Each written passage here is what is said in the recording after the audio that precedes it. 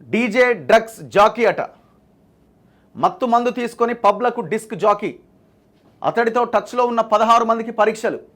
DJ మరో 2 drugs తీసుకున్నట్లు నిర్ధారణ. విద్యా సంస్థల్లో బ్యాగులని తనిఖీ చేయాల్సిందే. TG NAB director Sandeep Shandilya స్పష్టీకరణ.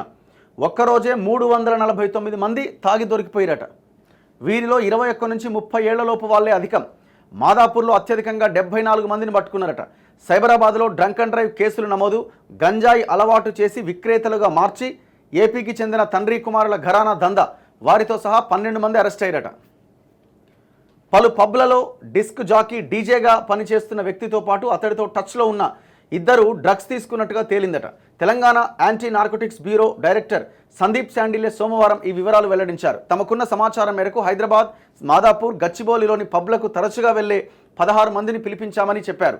పరీక్షలు చేస్తే డీజే మరో 2 కొకైన్, గంజాయి తీసుకున్నట్లుగా తేలిందట. వాళ్ళ మీద కేసులు నమోదు చేసిరట.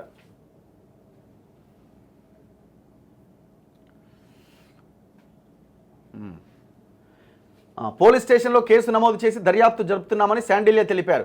డీజేతో సంబంధాలు ఉన్న వారందరిపైన నిఘా పెట్టాం. డీజే కొంతకాలంగా పెద్ద ఎత్తున MDMA డ్రగ్స్ తీసుకుంటున్నట్లు నార్కోటిక్స్ బ్యూరో గుర్తించింది. గతంలో డ్రగ్స్ తీసుకున్న వారి జాబితాలో దొరికిన పేర్ల ఆధారంగా విచారణ నిర్వహించింది. అయితే మత్తు పదార్థాల కట్టడి చర్యల్లో భాగంగా విద్యార్థుల బ్యాగులను 100% తనిఖీ చేయాలని విద్యా సంస్థలకు సందీప్ శాండిల్య స్పష్టం చేశారు. లాకర్లు పరిశీలించాలన్నారు. వేసవి సెలవుల అనంతరం విద్యా సంస్థలు పునఃప్రారంభమైన నేపథ్యంలో పలు సూచనలు చేసిరట. అంటే విద్యా సంస్థల్లోకి, స్కూళ్ళు, కాలేజీల్లో కూడా డ్రగ్స్, గాంజా ఎంటర్ అయిపోయింది. ఇది వాస్తవం. ఇది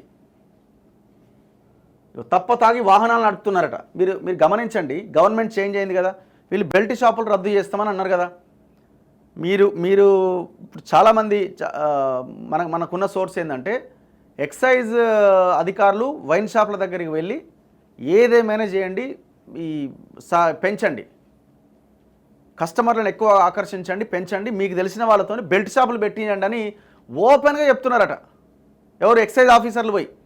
ఎందుకంటే మద్యం ద్వారా ఆదాయం పెంచుకోవాలి. 37,000 కోట్లు, 38,000 కోట్లు వస్తుంది, దాన్ని పెంచుకోవాలా. గవర్నమెంట్ మారిన తర్వాత కూడా ఈ సిచ్యువేషన్ ఉన్నది. గతంలో ఉన్నది. గతంలో టార్గెట్లు పెట్టి నోటీసులు ఇచ్చిర్రు. నువ్వు తక్కువ అమ్ముతున్నావు, ఎట్లా అమ్ముతావా తక్కువ, జనం తాగుతలేరా, తాగించాలి గట్టిగా అని నోటీసులు ఇచ్చారు. సేమ్ సిచ్యువేషన్ ఇప్పుడు నడుస్తున్నది ఈ గవర్నమెంట్లో కూడా. సో నిన్న డ్రంక్ అండ్ డ్రైవ్ కేసులో దొరికిన వాళ్ళట. శనివారం సాయంత్రం 6 గంటల నుంచి రాత్రి 2 గంటల వరకు 349 కేసులు నమోదైనాయట. ఇవి సంతోషం కదా. 349 ఇంటూ ఎంతో 2,000, 3,000 ఫైన్, కథం ఖజానా నిండుతుంది. ఇంకా సంతోషం కదా. మీకేమన్నా ఇప్పుడు ఈ సంఖ్యను తగ్గించడానికి ఏమన్నా మీరు మద్యాన్ని ఏమన్నా నియంత్రించి ఏమైనా ఆలోచన చేస్తున్నారా? లేదే.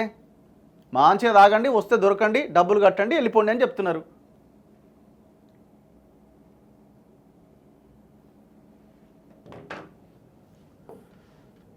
అత్యధికంగా మాదాపూర్ పోలీస్ స్టేషన్ పరిధిలో నిన్న 74 మంది దొరికిరట డ్రంక్ అండ్ డ్రైవ్లో. వీరిలో అంతా 21 నుంచి 30 ఏళ్ల లోపలే ఉన్నారట.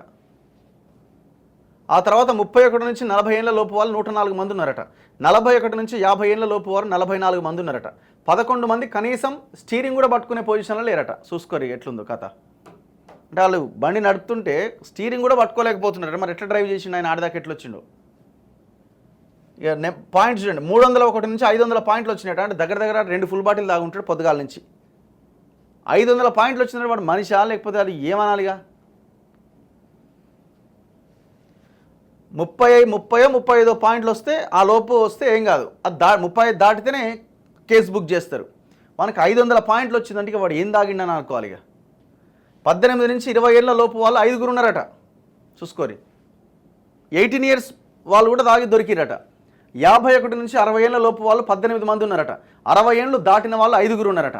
మత్తులో రోడ్డు ప్రమాదాలు చేస్తే ఎవరైనా మరణిస్తే IPC సెక్షన్ 304 పార్ట్ 2 కింద కేసులు నమోదు చేస్తున్నామని, నిందితులకు 10 ఏళ్ల జైలు శిక్ష పడుతుందని Cyberabad traffic joint CP Joel Davis హెచ్చరించారు.